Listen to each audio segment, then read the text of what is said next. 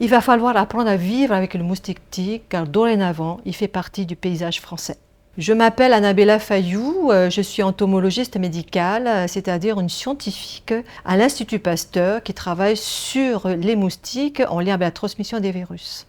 Le moustique tigre se reconnaît par des rayures noires et blanches. C'est une espèce d'origine asiatique qui est qualifiée d'espèce invasive car ce moustique peut persister sous forme d'œuf à sec pendant des mois voire des années et supporte également le froid de l'hiver.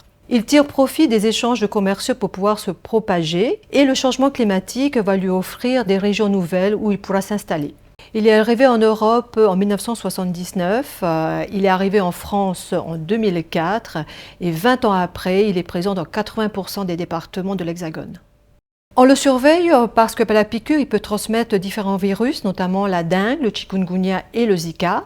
La surveillance du moustique tigre consiste à détecter les personnes infectées, à mener des enquêtes autour de ces cas et à réaliser une démoustication en cas de besoin.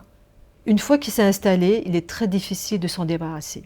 Pour éviter de tomber malade, il faut éviter d'être piqué par le moustique, de se protéger vis-à-vis des piqûres avec des moustiquaires, avec des répulsifs, en portant des vêtements couvrants. Et ce qui est plus important, c'est essayer d'éliminer les lieux de vie des moustiques, c'est-à-dire en fait des bacs, des seaux, des gouttières bouchées ou encore des vases à fleurs.